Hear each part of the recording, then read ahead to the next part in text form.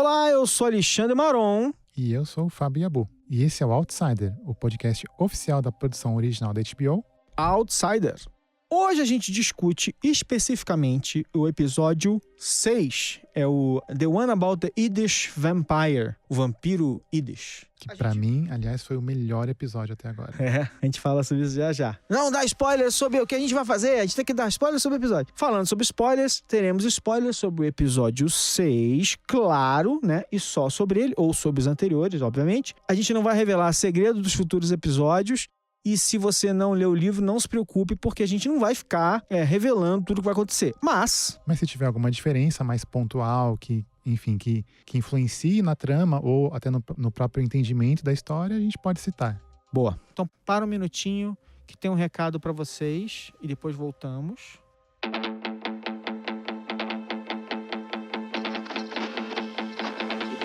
Olha, toda vez que eu revejo um filme ou então um episódio de uma série, eu descubro alguma coisinha nova, né? E mais do que nunca, essas obras modernas foram pensadas e criadas pra gente ver e rever, pra gente parar e dissecar. E o lugar perfeito pra isso é a HBO Go, porque são milhares de filmes, séries exclusivas, documentários, especiais. É perfeito pra rever a série nova do momento e também os clássicos como Sex and the City ou Sopranos. Ou então se preparar para uma nova temporada maratonando as anteriores. Olha o Westworld chegando, gente. É por isso que o HBO Go é tão legal. Você pode assistir a programação da HBO em qualquer lugar, no celular, no tablet, no computador e na televisão. E quem já assina a HBO só precisa usar o login da sua operadora local. Se você ainda não é assinante, pode assinar direto do aplicativo. Você acessa no seu computador ou então baixa na sua loja de aplicativos predileta. Então, vamos lá, né? Falar um pouquinho. Primeira coisa, esse título é engraçado, né? Porque parece, Yiddish Vampire, que eles vão citar uma história no meio do episódio, né? É uma coisa engraçada porque eu acho que evoca principalmente a incredulidade de alguns personagens em relação ao que a Holly vai trazer pra eles, né? Sim. Eu acho que tem esse componente, porque, enfim, a gente fala melhor sobre a cena, mas é uma cena excelente, porque tem todos esses componentes. Vamos tentar arrumar aqui. Esse episódio, ele era meio esperado pela gente, né? De certa forma, porque a gente, né? No terceiro episódio, divide a série e aí vai a Holly, né? Tentar achar o que aconteceu. Enquanto a gente vê o Ralph aqui, ele montando uma peça ou outra, mas até porque ele tá afastado do caso, ele tá numa outra velocidade, né? E a Holly tá voando baixo e desenterrando um monte de pistas importantes para montar um caso, né? Porque a gente viu essa bifurcação no episódio 3, né? De duas linhas completamente opostas de investigação ocorrendo ao mesmo tempo. E a Holly trazendo toda essa experiência dela e essa visão de mundo mais aberta, né? Ao mesmo tempo, a gente foi vendo... A Holly quer acreditar, né? Exato, ela é a nossa Fox Mulder. Né? E a gente foi vendo no próprio mundo do Ralph as convicções dele se desmoronando. Né? E coisas sinistras acontecendo com e sem o conhecimento dele. Como foi, por exemplo, o sonho da Ginny. Sonho / visão que ela teve, né? E a gente concluiu o episódio anterior com a aparição do Derek, que é o filho deles, né? Então foi um momento super tenso. E que aí nesse episódio agora a gente completou a história, porque aí ele diz que o Derek disse alguma coisa pra ele. Quando ele tá falando com um terapeuta, ele fala, meu filho apareceu, ele não quer falar e tal, e quando ele fala, é o Derek olhando pra ele falando assim, pai, let it go, tipo assim, deixa isso pra lá, né? E eu acho que isso é mega importante, porque isso mostra que por algum motivo o monstro, o El Coco, a abordagem dele pra atacar o Ralph é diferente. Porque pra todo mundo ele vem e fala, manda ele parar, faz ele parar. Quando ele faz uma abordagem supostamente direta com o Ralph... mais pacífico até, né? Ele faz de uma outra maneira. Ele tenta um caminho. Coisa agressiva, né? Isso. Quer dizer... Ameaças, né? É claro que, vamos dizer o seguinte, né? Eu estou assumindo, de novo, isso é uma das características boas da maneira como o Stephen King constrói essas histórias, mas eu estou assumindo que a aparição do Derek pro Ralph é um artifício do El Cuco. Porém, pode ser só uma coincidência e o Ralph ter, né, enfim... Tido um sonho... Né? Tido um sonho e aí ele tá interpretando e tal. Mas, à luz de tudo que tá acontecendo, parece que o El Cuco não quis uma abordagem direta. Ele foi ali, saiu pela tangente ali, né, tal. Até porque ele parece conhecer mais ou menos os personagens, né? E talvez ele possa até prever as reações deles, né? Então, como o Ralph, ele é um policial experiente, enfim, muito vivido, talvez ele saiba que se ele tentar uma abordagem mais direta ou mais ameaçadora, ele vai conseguir o efeito contrário, né? Ameaçar o Ralph diretamente, acho que não vai dar certo. Reagir. Não, agora eu vou pegar esse cara. É a melhor dedução que a gente pode ter nesse momento, né? De como ele vai operar. De qualquer maneira, não tá funcionando, né? Ralph não quer parar. Ralph quer descobrir tem a Holly o que aconteceu. E além de tudo, a Holly também não vai dar mole, né? Então, assim, esse episódio, por conta do encontro que acontece entre os personagens, é um bom episódio pra gente pensar nessa coisa da construção das lendas, né? Porque a gente vai ver isso acontecer e a gente vai ver o que é esse confronto, né? Porque a Holly descobriu aquilo tudo, descobriu todas aquelas histórias, ela tá chegando lá para contar para eles o que ela descobriu, ela ficou segurando, porque ela sabe que não vai ser fácil, né? Explicar para eles tudo que ela descobriu, ela sabe que ela vai enfrentar incredulidade, assim, né? Então, quando isso tudo vai acontecer, eu acho que é uma coisa bem interessante a maneira como tá tudo estruturado ali. Então, voltando um pouquinho aqui, a gente vai chegar na parte das nossas lendas aqui, eu acho bem legal a maneira como eles constroem todo o suspense da chegada dela, né? A gente começa com ela, o carro quebrou, então ela vai ter que pegar um busão pra lá, porque ela não quer voar. Tá na estação e ela vê que o cara que ela encontrou morreu e que esse cara é o primo. E ela, junto com o Andy, vai desvendando que o cara é o primo do Hofstetter lá. Um dele era Tracy Powell. Um garoto, 21 anos de idade, né? Eu confesso que eu achei que ele fosse mais velho. E ela vai vendo assim, vai confirmando pra ela essa coisa de que, cara, o bicho vai deixando uma destruição terrível, as pessoas vão morrendo, se matando, né? Vai tudo dando errado. Que a gente volta no título do episódio anterior, que é o bebedor de lágrimas, né? O tear drinker, né? Então a gente vai vendo que ela tá ali desvendando, que ela tá obcecada, porque ela entra no busão e ela fica ali tentando conseguir mais informação. E a gente sabe que vai dar merda, né? Alguma coisa vai dar errado. Porque aquele busão, eles mostrarem a viagem, ela dormindo e acordando. O motorista com aquela cara de sono. Aquilo ali não podia dar... Tinha que dar merda no meio, né? E a gente fica ali desesperado com tudo que acontece, as visões dela e tal. Mas ela é bem interessante, Ani, porque a história tá andando, ela está... avançando na investigação e os personagens também estão avançando do lado deles aqui. E o Andy tá lá, né? O Andy, ele é o... Como é que o pessoal fala? O Andy é o nerd da cadeirinha, que é o nerd que fica ali no computador ajudando ela também. É o Handy Andy. Pois é. Boa, o Handy Andy. Boa. Eu acho bem interessante. Aí tem a história dos desenhos, né? Que eles começam a montar o quadro, que vai mostrando a história da evolução, e isso bate com a teoria da Holly, e bate com a minha teoria também, bate com a teoria da Holly de que tem um tempo, né? Tem um ciclo, porque ela vai como ela consegue montar a linha do tempo, ela começa a montar, tem um ciclo de 20 e poucos dias. Sim, da transformação entre os ataques, Sim, bem legal. O rosto dele vai se deformando, né? E depois vai se reconstruindo nessa nova forma que ele assume. E eu acho bem interessante, né? Porque você começa a olhar para essa história, para esses personagens de uma maneira um pouco diferente. Porque esses poderes, né? Em alguns casos, eles podem parecer mais uma maldição do que um poder, né? Porque você pode replicar o corpo de alguém, mas isso significa que você está derretendo a cada 20 e tantos dias, você derrete seu rosto inteiro. Quer dizer, o que é isso de verdade, né? É uma coisa horrorosa que você transformou numa arma, né, que um ser qualquer transformou numa arma, é uma doença, o que é isso? Uma característica genética que alguém passou de geração para geração? O que é isso? Ou é só mágica? Né? Eu acho que ele é um ser, porque lembra da cena do celeiro, quando eles encontram as roupas? Ele deixou ali um rastro biológico, né, orgânico. Então, eu acho que é uma coisa física mesmo, né? Eu acho que a melhor maneira... de novo, vamos discutir isso melhor mais na frente, mas acho que a melhor maneira é a seguinte, tipo... A filosofia diz que não existe a realidade objetiva, né? Que tudo é uma observação, porque afinal de contas o mundo ele é sempre resultado das nossas observações, né? A gente pode falar e tal, mas sempre é o que eu vi, o que você viu, a gente vai ficar tentando discutir.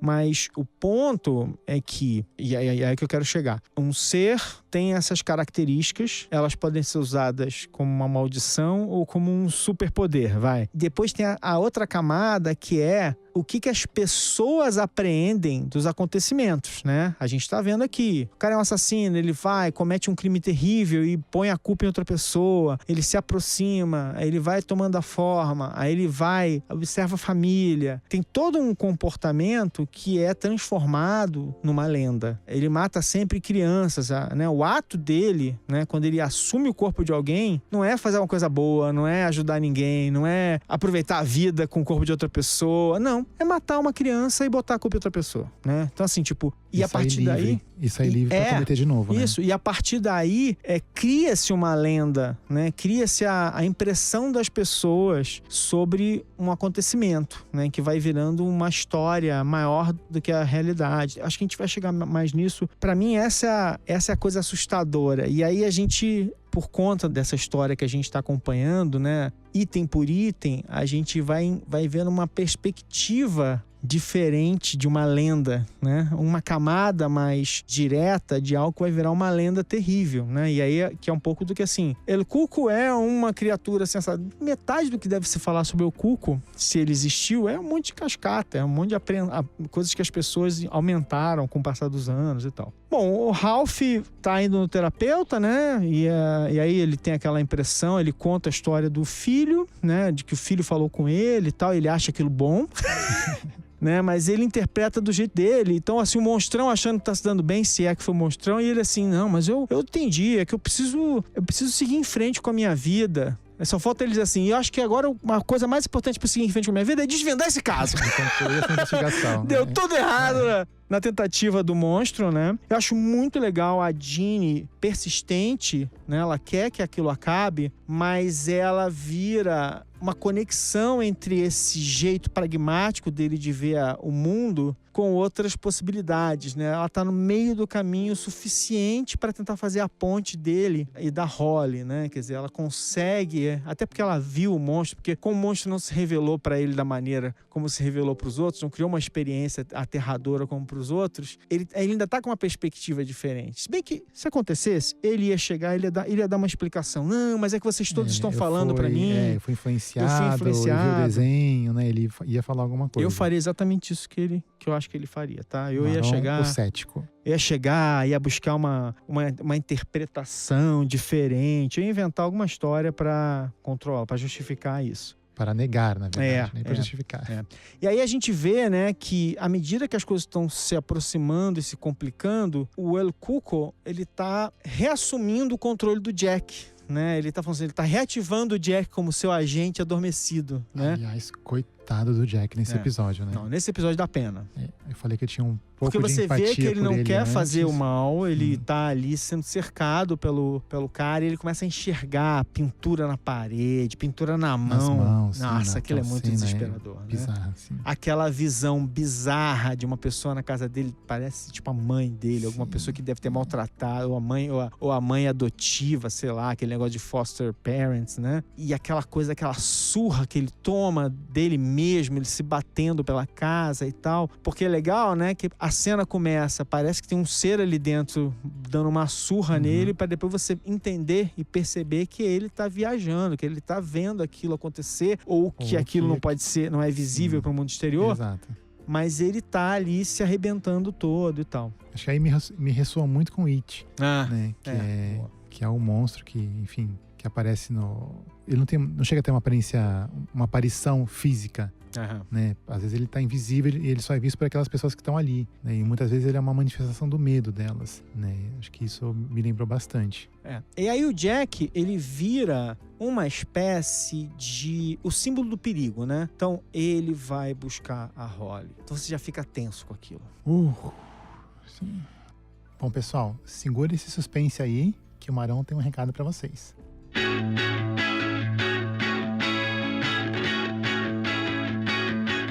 olha essa dica. Eu adoro mergulhar nos filmes e as séries que eu assisto. Deu pra notar, né, gente? Por isso que eu fico fazendo podcast. E pra isso, o HBO Extras virou um companheiro perfeito. Você baixa o app na sua loja de aplicativos para smartphone ou tablet e aí depois é facinho de usar. Você abre o aplicativo, aperta aquele botão que aparece e ele vai ouvir o áudio do programa e sincronizar. A partir daí é moleza. Você vê a cena na TV e vão surgindo diversas curiosidades no seu smartphone. E o Extras, ele traz detalhes escondidos e também uma coisa que eu acho primordial. Identifica diversas das músicas que você ouve e fica ali tentando descobrir de quem são. E pensa bem, é perfeito para usar com HBO Go. Depois de ver o programa pela primeira vez e curtir normalmente, você vai lá e assiste de novo, só que agora com os extras ligados. Eu faço isso direto. Beijo.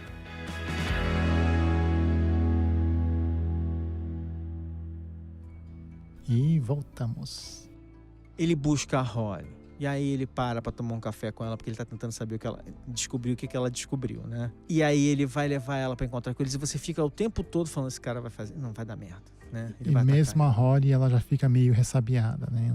Já... Então ele vira esse símbolo do perigo, né, pra ela, né? E aí aquele grupo de pessoas, aí de novo a Ginny faz aquela coisa de falar assim, não, acho que não devia ser só você, eu quero participar. E eu acho que a Glory devia participar. Claro que ela não imaginava que ia dar a merda que deu, mas ela vai tentando fazer uma coisa importante, que é botar os vários personagens afetados pela situação naquela mesma sala. Eu acho que isso, enfim, a gente não sabe o que vai acontecer com o Jack, mas eu acho que isso talvez seja o que seja capaz de fazer o Jack resistir a não cometer uma atrocidade, porque ele sabe que é errado, ele tá vendo os acontecimentos, ele sabe que é alguma coisa muito ruim que tá tentando controlar ele, e ele tá vendo isso tudo acontecer, quer dizer, ele tava lá, ele viu que é uma entidade maléfica, ele viu que é um monstro, ele viu que, né, e ele, melhor do que os outros, ele entende que alguma coisa tá errada, né, ele tá vendo a entidade se comunicar com ele fazer coisas horríveis, né? Quer dizer, então o Jack tem uma perspectiva muito específica dessa situação toda que talvez faça a diferença no próximo episódio. Enfim, adiantando o que vai acontecer no final, né? O que acontece no final do episódio. Mas se bem que a gente também não sabe...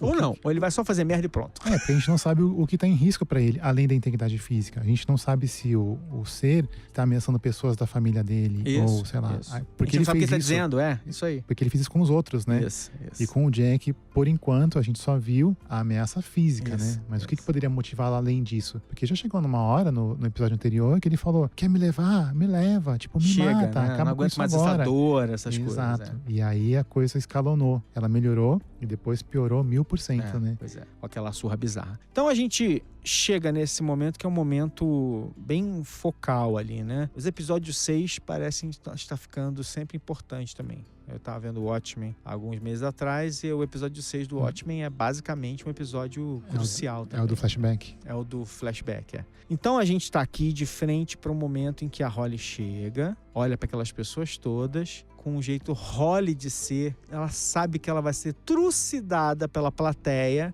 e ela começa é muito engraçado porque ela recita, né? Ela vai dizer toda a teoria dela, todo mundo com aquela cara de essa mulher louca de pedra, enquadra, chama a polícia. Todo mundo olhando pra ela, né? E aliás, é até importante, a gente falou no episódio passado, né? Porque a presença que tá faltando nessa sala é a Tamika, né? Uhum. E no episódio passado, a gente acabou não falando disso, a Tamika, ela tem aquele... Ela também viu. Ela tem aquele momento em que ela também viu alguém, talvez ela não tenha a mesma noção que eles, mas ela sente a ameaça ao filho dela, né? Sim. Isso aí é crucial. E ela tem aquele momento em que ela fica apavorada. Se você junta com o fato de que o Jack falou pra ela, não quero me aproximar do teu filho, eu não sei, eu não confio em mim mesmo, perto dele e tal, não sei o quê. Eu cheguei a achar, naquela cena, que ela ia fazer alguma coisa e ia descobrir que era o Jack no quarto, sabe? Tipo, mas enfim, eu acho que ela não foi, talvez deve ter ligação com o que ela sentiu quando ela falou assim, eu não quero me meter nisso não.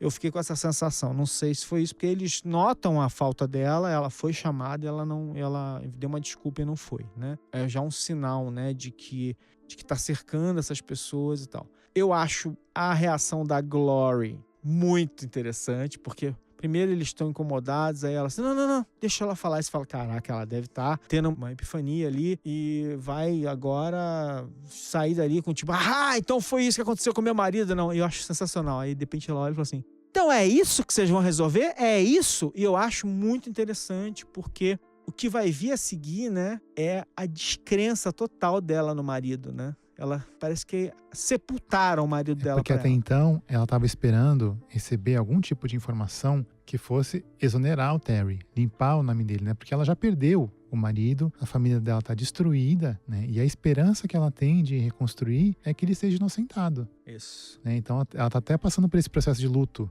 Né, de negação. Primeiro luto da própria morte do Terry, a morte física e a morte simbólica também, né? Daquela pessoa na qual eu acreditava, com quem foi casada por 14 anos, não pode ser esse monstro, né? E aí quando ela pede uma informação, pede uma investigação que prove a verdade pra ela e chega uma personagem que ela nunca viu na vida e fala, então, não foi o Terry, foi o bicho-papão. Coco, foi o bicho-papão, né? Foi o Boogeyman.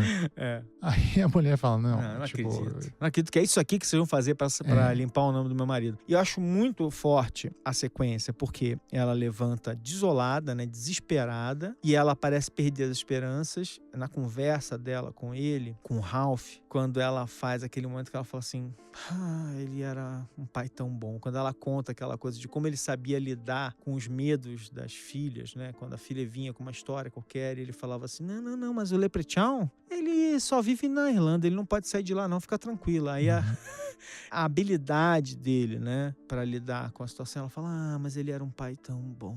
E aí, só que você vê que ela abriu as coisas dele pra jogar fora, pra falar assim, agora ele morreu. Porque eu não tenho mais esperança de... E ela também tava tentando buscar alguma evidência, né, contra ele. Isso, ela como se ela estivesse falando assim, deixa eu ver se eu encontro alguma foto de criança, se eu encontro alguma coisa que mostre que ele era um monstro. Ela começa a desconfiar, né? Secretamente. E isso ressoa muito com outras histórias do Stephen King, nas quais ele traz realmente esse lado, né, que ninguém conhece, que todo mundo tem. Todo mundo tem um lado sombrio. Tem inclusive um conto dele que eu acho que não virou filme ainda, se virou eu não assisti, mas chama The Good Marriage. É uma história muito semelhante, né, de uma mulher que, nesse caso, ela descobre que o marido tinha uma vida, ele era um psicopata, ele tinha toda uma carreira aí, ele era como aquele serial killer, o BTK Killer, que ele também era um cara que era casado, com filhos e tal, só que de vez em quando ele saía aí pra cometer uns assassinatos e depois mandava as provas pra polícia, mandava cartas pra polícia provocando, sabe? E era pai de família, cidadão de bem, né? Cidadão de bem,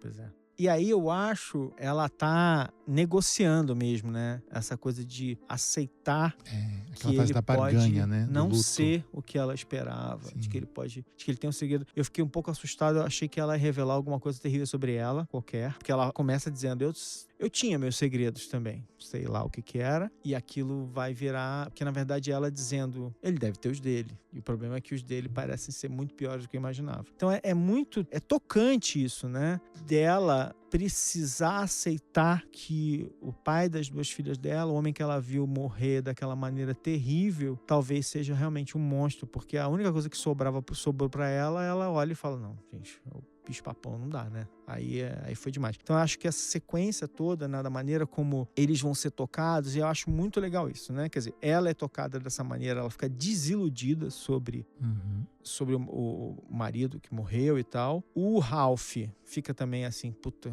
não acredito que eu deixei essa pessoa falar na frente de todo mundo e queimar o meu filme, né? O Ralph tá preocupado com a reputação dele. Né? O Howard, é engraçado porque o Howard, a definição do Howard para Holly foi, ela é lunática, mas ela é brilhante. E aí o Howard vai contar essa história do vampiro e aquela coisa meio que, como se ele estivesse meio que zoando um pouco a história toda. Então Eunice, ele é interessante porque ele que é justamente, sei lá, também é um detetive ali, é o cara de evidências físicas, é o cara que vem com as provas de laboratório e tal. Ele faz o sinal da cruz. E ele tem as lendas lá, ele conhece a lenda do El Cuco, e ele tem uma coisa que é interessante porque a gente vai ver que ele lembra, né, da história de que aquele cara do strip club foi arranhado pelo Terry, eles viram isso ali no vídeo e tal, e aí quando ele se toca disso, ele começa a vigiar o cara. Sim. Né? Então acho que isso vai ser eu imagino que isso vai ser importante, porque até porque a gente tá vendo esse personagem aparecer repetidamente, ou é um despiste, ou ele vai ser a próxima identidade do El Coco lá. Então as reações são diferentes, né? O cara que devia ser o cara que ia também ali descartar tudo, porque é o cara das evidências. Por outro lado, ele viu aquele monte de evidências que ele não tem como explicar, que a própria Holly fala assim, ai, cara, eles vão jogar tudo fora, vão dizer que é evidência mal colhida, vão dizer que é contaminação, eles vão explicar, né, o fato de que tá tudo errado. E aí ele fica bolado e começa a seguir o cara. Então talvez ali saia alguma coisa importante. Eu acho que essa cena também ela é muito simbólica. Primeiro por conta do impacto emocional que ela teve na Glory, né, na esposa, na viúva do Terry, né? Mas segundo porque ela traz todo esse elenco, todo mundo que a gente viu crescendo, né, nesses 6 episódios, né? E são pessoas com backgrounds totalmente diferentes. Tem investigador, tem assistente social, né? Tem a Glory, que é a pessoa mais afetada por isso. E tem o Howie, né? Que é o advogado. Que, aliás, eu queria que ele fosse o meu advogado. Porque ele é um cara, parece ser muito, né? Muito ele legal. Ele tá realmente envolvido no caso. E você vê que, ainda que ele tenha a sua dose de ceticismo, alguma coisinha ali o tocou. Sabe? Então, todos os personagens eles tiveram reações diferentes, desde a negação da Glory, né, até essas nuances, né, mais sutis entre cada um deles. Isso eu achei brilhante também. E aí, a gente tem esse momento focal, né, em que aquela personagem apresenta para esses personagens todos, e esse momento claramente é focal e é um ponto de virada da história, porque ela colocou preto no branco para eles, né, olha, isso aqui é o que eu descobri, né? E a partir daí eles estão tirando suas conclusões, estão tentando digerir o que aconteceu, e eu acho que é um bom momento para a gente falar um pouco sobre essa história de lendas urbanas, né? Porque as lendas urbanas aqui... Primeiro que nosso amigo Stephen King, ele é um interessantíssimo autor que, de certa forma, foi criando as lendas urbanas dele, mas ele é um cara que as histórias dele são as histórias que no mundo real virariam lendas urbanas. Elas iam ser enfeitadas e aumentadas e distorcidas para virar lendas urbanas, né? Tem uma coisa na internet que é a creepypasta. Creepypasta, na verdade, é um termo que vem de copy-paste, porque as pessoas geralmente copiavam e colavam histórias bizarras que elas conheciam e de repente aumentavam daqui, diminuíam dali e tal, e elas compartilhavam essas histórias que eram lendas urbanas, né? E aí o creepypasta virou uma corruptela disso, né? O copy virou creepy e o paste virou pasta, né? Uhum. Então virou uma coisa assim, tipo, ó, o que é um creepypasta? Creepypasta é uma história, é uma lenda urbana sendo compartilhada na internet e as pessoas morrendo de medo lá, ou fazendo comentários engraçadinhos e tal. E são milhares e milhares, tem versão brasileira, tem um monte de fórum por aí em que as pessoas compartilham essas histórias bizarras, né? Geralmente, elas são interpretações bizarras de fatos que aconteceram de alguma maneira. Nos últimos anos, a gente teve aquela história da Momo, que é aquela boneca bizarríssima, com aqueles olhos gigantescos, que causou pesadelos em muitas crianças. Que as pessoas diziam que elas apareciam em vídeos e tal, que tecnicamente o que eles diziam era impossível, se aparecer era porque alguém postou um vídeo com aquilo, né? Mas no fim das contas era uma boneca de um estúdio de efeitos especiais, que tinha sido compartilhadas as imagens e elas foram misturadas com um monte de coisa. Né, de um artista japonês. Isso. Né? E aí, dali se criou toda uma mitologia e mortes e não sei o que, crianças apavoradas e tal. Pais, principalmente. Pais, né? sempre os pais, né? Teve a história da baleia azul, né? Que foi aquela história das mensagens sendo trocadas e das prendas e aquela coisa toda assustadora, que os pais também ficaram apavorados, mas que também era uma lenda urbana e que, em alguns casos, algumas pessoas interpretaram a história além do que ela precisava ser, porque as pessoas aumentam. Um dos casos mais interessante é o caso do Slender Man. Também é uma história bizarríssima, porque começa com um concurso lá de imagens assustadoras, aí um cara no Photoshop cria essa imagem começa a ser compartilhada e a galera começa a adicionar fatos falsos à história, né? Um telefone sem fio, mas feito de propósito ali. Então, e aí ele faz isso, e aí a criança desaparece, e aí ele aparece na foto, e não sei o que, as pessoas vão aumentando aí. Tem alguma pra você contar? Que você lembra aí? Eu acho que no mundo real, acho que a gente tem influenciando aí várias culturas há séculos. Acho que o caso mais clássico é o dos vampiros, né? Que, enfim, ninguém sabe ao certo como surgiu essa lenda, mas ela tá em todas as culturas praticamente. Nas orientais, nas ocidentais. Todo mundo tem um vampiro, todo mundo, toda cultura tem o seu vampiro, né? Mas uma das teorias... Sugadores de sangue de cada cultura. Mas a teoria mais, assim, que óbvio não tem como ela ser comprovada, porque justamente existem várias culturas, mas é de que o vampirismo seja um dos aspectos de uma doença muito conhecida que é a porfíria. Né, que é uma doença sanguínea que faz com que a pessoa tenha uma sensibilidade excessiva ao sol. E aí qualquer tipo de exposição faz com que ela se encha de bolhas e aquilo pode infeccionar. E dependendo do caso e até da época em que a pessoa teve essa doença, ela podia meio que ficar sem pele no rosto, entendeu? Então ela ficava com os caninos expostos, com os dentes expostos, sem pálpebra, uma coisa horrorosa, sabe? E aí as pessoas viam isso na rua e falavam, isso é um monstro. É um bicho que não pode andar de dia. Exato, né? Exato. Então, sei lá, imagino eu que alguém vítima, uma pobre vítima dessa doença, um dia, sei lá, teve que sair na rua e precisou colocar uma capa preta, alguma coisa assim, para se proteger do sol, né? E aí... né? E aí, assim, colocou uma capa preta, e aí também, assim, pegou, viu uma pessoa andando na rua, aí pulou e arrancou o sangue dela e bebeu. E essas pessoas, inclusive, muitas são hemofílicas e precisam de transfusões constantes de sangue, né? Agora, é muito longe da realidade a gente imaginar que algumas dessas vítimas, algumas dessas pessoas, desses pacientes, entre eles tinham um serial killer ou alguém revoltado com a sociedade que falou, eu tenho essa condição, é incurável, todo mundo me chama de monstro. Então, agora vocês vão ver o monstro. Exato. Não é muito longe, né, da nossa percepção imaginar que isso possa acontecer. Mesmo os lobisomens, né? O lobisomem também eu diria que é uma mistura da porfíria com o vírus da raiva. Não, né? E tem aquelas pessoas que nasceram super peludas também. Sim, né? que também acontecem. É uma condição genética, né? Isso. Não, e assim, você não precisa nem que elas tenham feito alguma coisa. Você precisa só ter uma pessoa assim num lugar e acontecer um assassinato por perto, pra eles botarem a culpa, né? Exato, botarem a culpa nele, né? Foi ele, foi o monstro, foi o lobisomem. Aquela coisa, né? Corcunda de Notre Dame, né? Enfim, que tem tantas histórias. E assim surgem as lendas. Não, e a raiva é uma doença que é perfeita para criar lendas bizarras em torno dela, né? Porque ela traz todos esses sintomas, né? Da pessoa reverter para um estado mais animalesco, né? Isso. Tudo bem, ela não vai ficar peluda, mas ela vai ficar agressiva e ela vai ficar, muitas vezes, até com os caninos mais expostos, até pela expressão facial dela. Às vezes, chega em casos que a musculatura do rosto, ela fica paralisada. Só que numa expressão muito agressiva. Porque a pessoa perde completamente, fica fora da casinha, né? Então ela entra nesse estado mais agressivo. Agora imagina isso há 500, 800 anos atrás. Como é que é? Não, a raiva até hoje é uma doença incurável. Né? Os casos de cura são muito... A exceção, a regra. São a exceção absoluta e não há caso... As poucas pessoas que escaparam da raiva não escaparam sem sequela, né?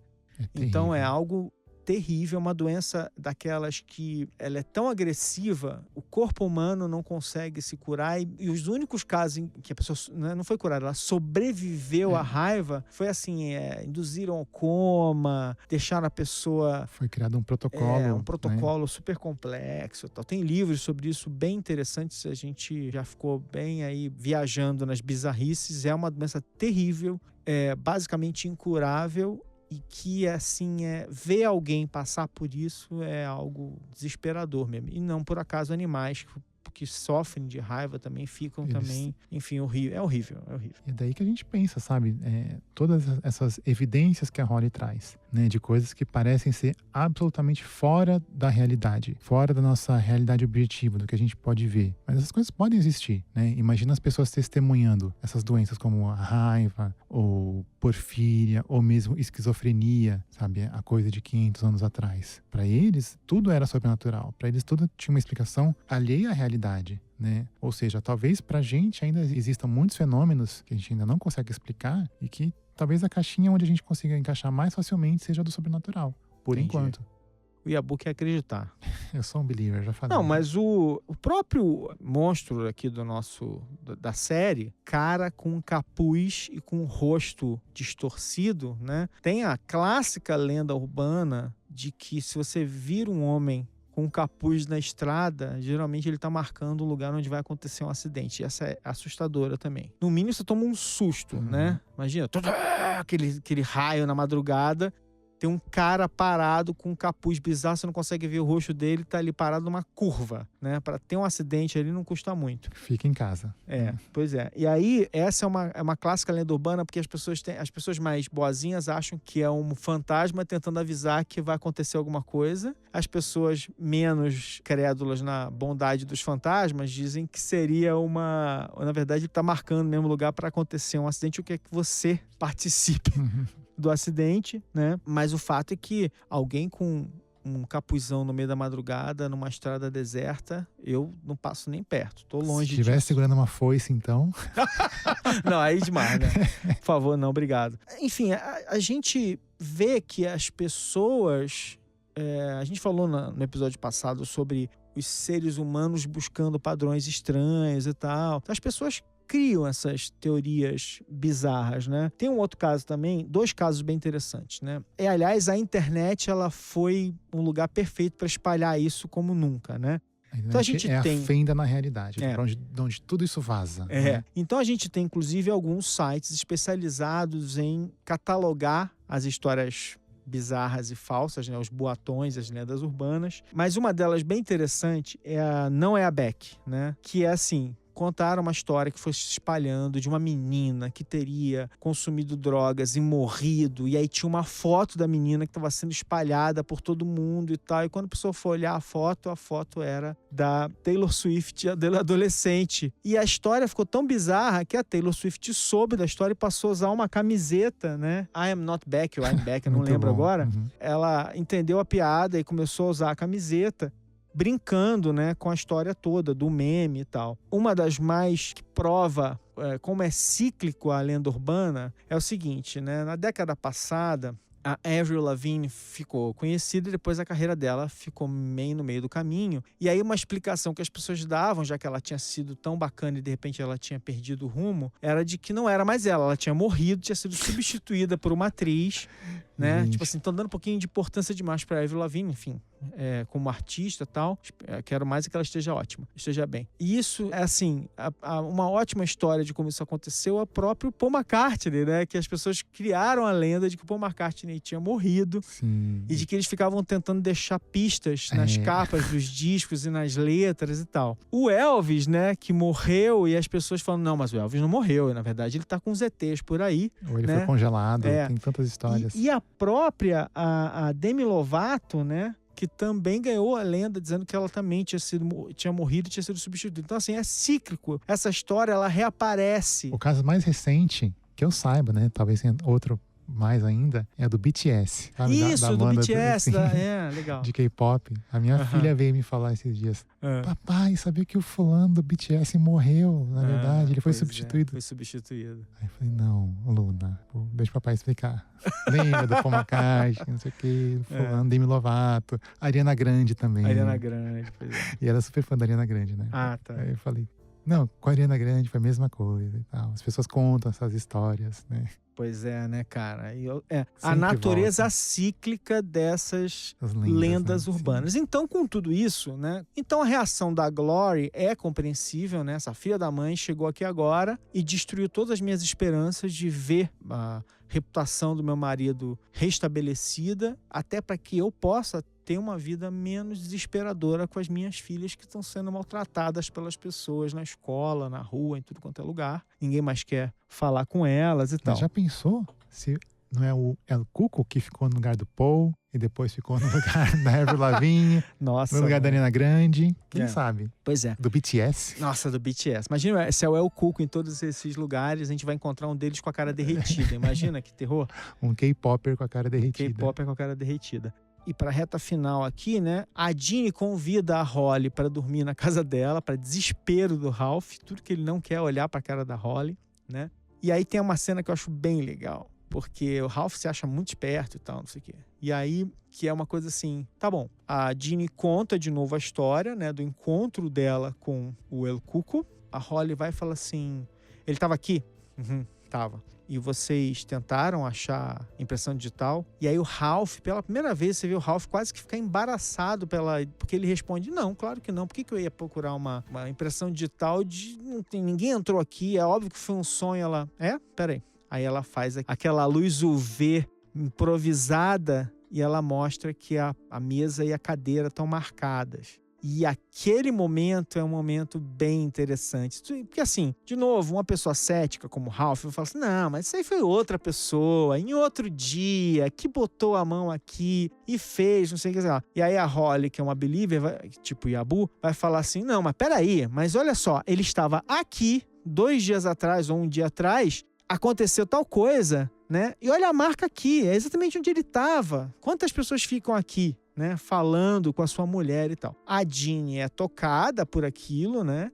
E a Ginny tá claramente dando crédito pra Holly. A Holly tá ali vendo que aconteceu alguma coisa passou por ali, né? Então a gente tá começando a, pelo menos, né?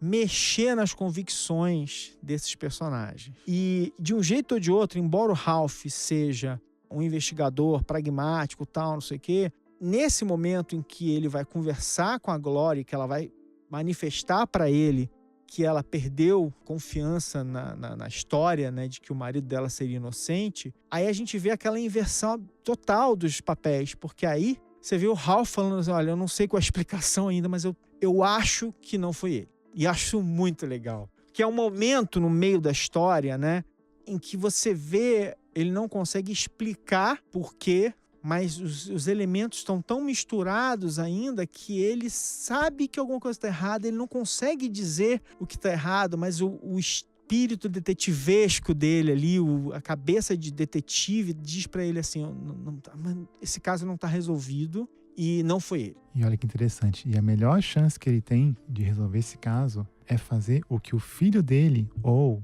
o Cuco, disse no sonho, let go, abandonar as crenças dele, abandonar tudo que ele sabe, né, e ir pro outro extremo, que é onde está a Holly. Mas olha é como isso, a gente cara. falou, né? O El Cuco vai lá e fala pra ele assim, então, ó, faz assim. Aí ele fala, é isso mesmo, eu vou agora deixar pra lá minhas convicções e vou resolver o caso. Não, não! Bad move, Cuco. Não! Se é que foi o Cuco, hein? Agora o Cuco. Pode ter sido o Derek também. Pode ter sido. Será que não foi o fantasma do Exato. Derek tentando redirecionar o pai? Será? Em direção a esse caminho, mas da fé. Porque você vê que ele é um cara totalmente destruído. Né? Então, agora ele tem uma chance de se redimir da tragédia que ele ocasionou com a prisão do Terry. Né? E o único caminho é esse. É a Holly. E eu adoro também essa coisa da Holly tentando dizer assim, quanto pesa uma onda de luz? Quanto pesa um fantasma? Quanto, assim, tipo, ela tentando dizer assim, cara, se esse ser se manifestou aqui, né? Como é que tá deixando essas pistas aqui? O que é cada coisa? Eu adoro essa situação, adoro essa coisa do Ralph, o momento em que ele começa a tentar, ele dizer para a esposa do cara que ele, né, sem querer, mas ele causou a morte do cara ao deixar o cara naquela situação e tal. Eles todos são vítimas de um monstro terrível que tá ali, né, se esgueirando entre eles e tal. E aí a gente vai para essa reta final, assim, eu acho que é o melhor gancho até agora na série, porque esse é um momento em que você fica absolutamente desesperado, né? Porque você viu a ameaça do Jack pairando sobre ela, mas o Jack não agiu. E aí depois da surra que ele toma do monstro, né? Seja ele deu, o fantasma, ou o monstro deu, seja lá o que for, mas o Jack tá todo arrebentado, né? E aí ele foi dobrado pela criatura a agir contra a Holly, né? E aí aquela coisa de que, então ele vai, e aí ele vai convencer a Holly que vale a pena ela ir com ele até o celeiro, onde ele quer mostrar pra ela alguma coisa, né? E ele não quer que ela avise ninguém. Não quer que ela avise ninguém.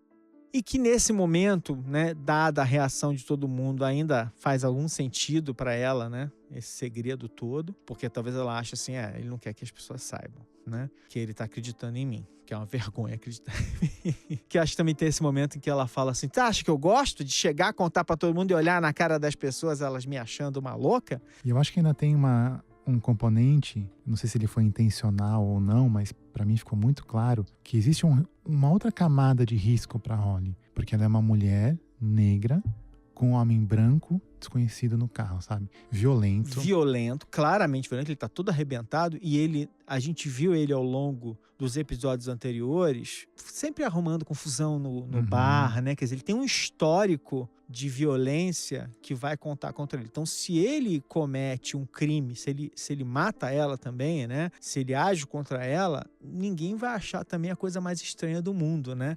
Mas o perigo que ela corre, né? Amarrado ali em todos esses signos sendo colocados ali na mesa. Sim, é muito Mas tenso. ela é muito corajosa, nossa heroína. Ela é muito corajosa, topa ir até o lugar com ele e, ao mesmo tempo, a mente analítica superior da nossa heroína... Ela sabe que tá acontecendo faz com que ela coisa. saque o que aconteceu, Sim. porque ela faz aquele truquinho de jogar o negócio no chão para ele abaixar, e quando ele abaixa, ela vai e vê o pescoço dele.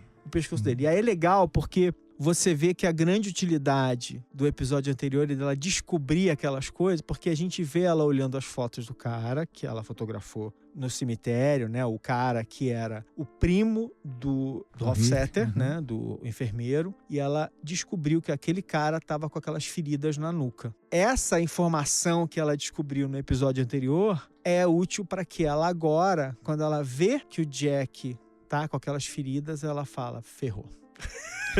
E é muito e é muito interessante porque ela já tenta ali dar uma escapada e não, vamos lá, vambora. E você fala assim, o que ela vai fazer para escapar do que vem pela frente, né? Aí o cara é muito maior do que ela tá num carro, ninguém sabe para onde ela tá indo. A Holly também não é uma lutadora, uma pessoa que a gente viu, né? Em nenhum momento capaz de entrar num confronto físico. E ela é uma pessoa que abomina a violência também, né? Ela fala isso logo que ela aparece. Isso. É um caso violento? Mas já aconteceu. Então tá bom, então eu posso me envolver. Porque eu abomino ter que me envolver com violência. Isso. Né? Então a gente tem uma personagem aqui que, assim, esse eu achei até agora, de todos os finais até aqui, o final mais enervante, porque é um momento em que um personagem importante está realmente numa situação que você não sabe como é que ela vai sair daqui, se é que ela vai sair, como ela vai sair daquilo, como ela vai enfrentar aquele personagem. Eu acho que, assim, a gente, claro, tá aqui, né, especulando. Talvez o Jack consiga se controlar, né? Talvez o Jack... Eu acho que não. Não, né? No nível que ele tá... Ué, você não é o cara que acredita? Talvez o Jack consiga se controlar? Eu acho que não. Talvez ela vai pedir ajuda de alguma maneira? Não sei.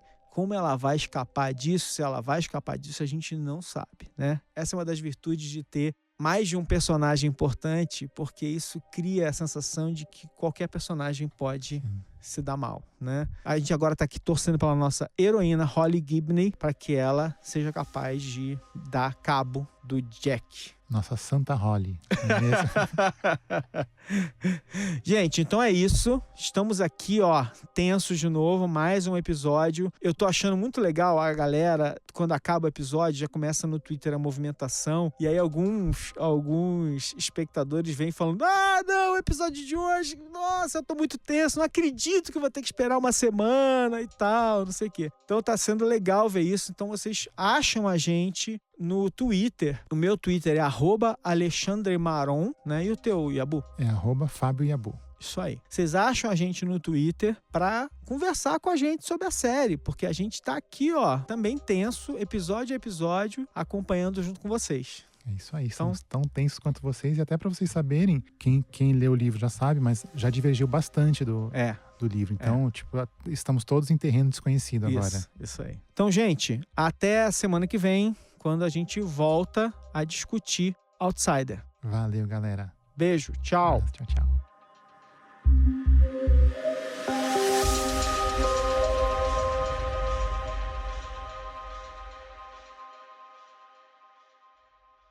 Você acabou de ouvir o podcast oficial da série da HBO Outsider, escrito, dirigido e apresentado por Alexandre Maron e Fábio Yabu, produzido por Guilherme Pinheiro, editado por Jéssica Correia, e é uma produção da Ampere e da HBO.